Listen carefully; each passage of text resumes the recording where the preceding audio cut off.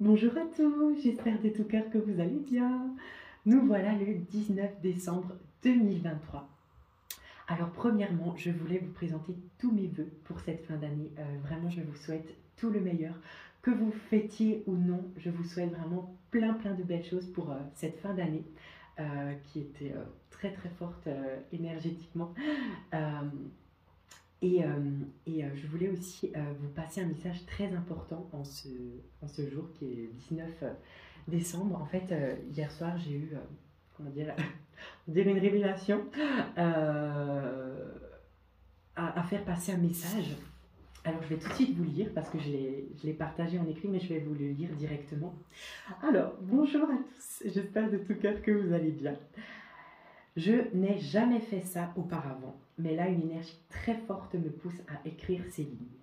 Tenez bien compte du fait que je ne suis ni écrivain, ni historien, donc je m'excuse par avance s'il y a quelconque erreur. Aussi cet hommage ne représente qu'une partie de ce que peut vivre un être humain. J'ai conscience qu'il y a des situations bien plus graves, mais je choisis cette histoire qui peut représenter sous différentes formes des souffrances vécues par un grand nombre d'entre nous. Aujourd'hui, je souhaiterais rendre hommage à une personne qui fait partie de l'histoire de France, qui est née le 19 décembre 1778 à Versailles. Il s'agit de la première fille de Louis XVI et de Marie-Antoinette, Marie-Thérèse de France, nommée Madame Royale. J'aimerais surtout vous parler de ce qui m'a le plus touchée. Marie-Thérèse a 10 ans lors du déclenchement de la Révolution. Je vous passe les détails entre le château envahi par la foule, les massacres qu'elle a vus, vécus, etc. Elle est enfermée le 13 août 1792 à la prison du Temple avec sa famille. Elle a 14 ans lorsqu'elle apprend que son père est condamné à mort le 21 janvier 1793. Sa mère, Marie-Antoinette, est transférée à la prison de la Conciergerie en septembre 1793 et est guillotinée le 16 octobre 1793. Marie-Thérèse se retrouve seule avec sa tante paternelle car son frère vit enfermé à l'étage inférieur et n'ont plus de contact. Le 10 mai 1794, c'est sa tante qui est guillotinée. C'est là que Marie-Thérèse se retrouve isolée, coupée du monde, seule. Le plus triste dans tout ça, c'est qu'elle ne sait même pas que sa mère et sa tante sont mortes. Elle demande tous les jours de leurs nouvelles, mais personne ne lui dit quoi que ce soit. À 15 ans, elle écrit sur les murs « Marie-Thérèse Charlotte est la plus malheureuse personne du monde. Elle ne peut obtenir de savoir des nouvelles de sa mère, pas même d'être réunie à elle, quoiqu'elle l'ait demandé 1000 fois. Vive ma bonne mère, que j'aime bien et dont je ne peux avoir des nouvelles. Ô mon père, veillez sur moi du haut du ciel. » Et lorsqu'elle apprend la mort de sa mère, « Ô mon Dieu, pardonnez à ceux qui ont fait mourir mes parents. » Le 20 juin 1795, le comité de sûreté générale décide de donner à Marie-Thérèse la présence de Madame du Chantereine pour lui tenir compagnie. C'est elle qui lui apprend la mort de sa mère, sa tante et son frère. Bien sûr, je vous laisse imaginer le choc et la douleur terrible qu'elle a dû avoir. Déluge de larmes. Le 30 juin 1795, la Convention vote un décret prévoyant que Marie-Thérèse soit échangée contre les prisonniers politiques détenus par l'Autriche. Elle quitte la prison du Temple le 19 décembre 1795, jour de ses 17 ans, escortée d'un détachement de cavalerie afin de se rendre à Bâle, où elle est remise aux employés de l'empereur François II. En quittant la France, elle aurait versé des larmes, ne tenant aucune rigueur aux Français pour ses malheurs, comme elle l'écrit dans ses mémoires. Voilà l'histoire que je voulais vous partager en ce 19 décembre 2023. J'aimerais que nous ayons tous une pensée d'amour et de miséricorde, de pardon, pour cet enfant qui fut Marie-Thérèse de France, mais aussi pour toutes les personnes dans le monde qui ont vécu de grandes souffrances et qui souffrent encore, pour toutes ces personnes qui ont perdu des êtres chers, pour toutes ces personnes qui vivent dans la solitude, pour tout humain qui souffre dans le monde. Tout cet amour et cette miséricorde afin de libérer toutes les âmes en peine, en souffrance, qui ne s'aiment pas, qui ne se pardonnent pas. Je vous aime de tout mon cœur. Merci pour votre présence en cette terre et merci pour vos prières pour le monde. Merci à la présence de Marie-Thérèse. Avec tout mon amour, avec toute ma gratitude, Théo Assienel.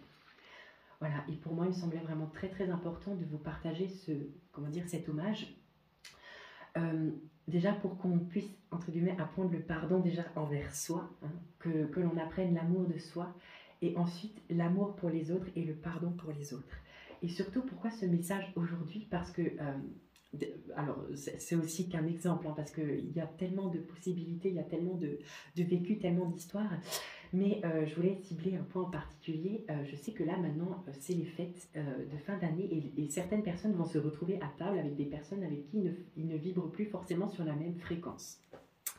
Donc, surtout, le message aussi que je voulais faire passer, c'est ce message de pardon, de, comment dire, d'amour, qu'on puisse rester dans l'amour tout en restant soi, bien sûr, ça ne veut pas dire tout accepter, mais c'est-à-dire de pouvoir, comment dire, accepter le choix de chacun, accepter, en fait, tout simplement accepter la personne qu'on a en face de soi, et surtout rester dans le respect, dans l'amour, et, euh, et voilà, je voulais aussi du coup vous partager ce témoignage qui m'a vraiment beaucoup, beaucoup, beaucoup, beaucoup touchée. Ça m'a beaucoup travaillé quand j'ai appris cette histoire.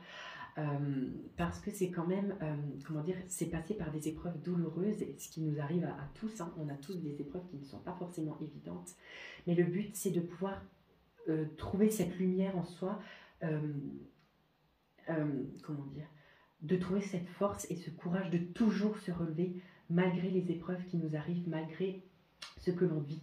Trouver cette force en soi parce qu'on a cette force en soi. Des fois on a l'impression qu'elle est éteinte, effectivement elle peut être éteinte, partiellement, mais à ce que je ressens personnellement, il paraît même impossible que ça soit éteint. Peut-être que c'est une petite flamme, mais c'est avec notre force, notre courage intérieur. Dès qu'on retrouve un petit peu de courage, c'est là où on peut, comment dire, remettre du bois au feu et permettre à ce feu de s'embraser de nouveau de cet amour divin, l'amour de la mère divine, l'amour de la vie. Donc voilà, petit message d'espoir, et je vous envoie absolument toutes mes plus belles vibrations. Je vous souhaite tout le meilleur pour cette fin d'année, et, et, euh, et voilà, tout le meilleur, amour, pardon et compassion pour le monde, pour toutes ces personnes en souffrance, pour toutes ces personnes qui ne trouvent pas de réponse à ce qu'elles cherchent. Peut-être parce qu'elles ont oublié qu'il faut aller chercher à l'intérieur de soi. Et avec ça, je vous propose la fréquence du 528 Hz, qui est la fréquence de l'amour inconditionnel et de la régénération de l'ADN.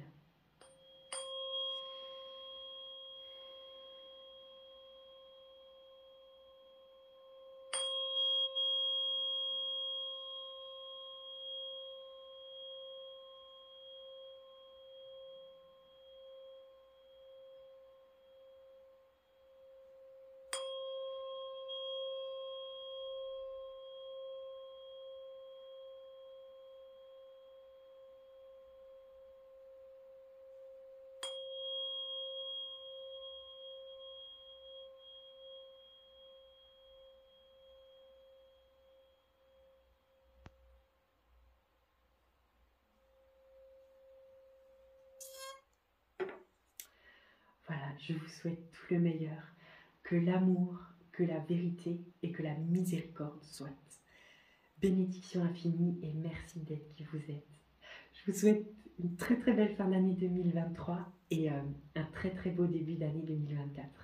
Avec tout mon amour. À bientôt.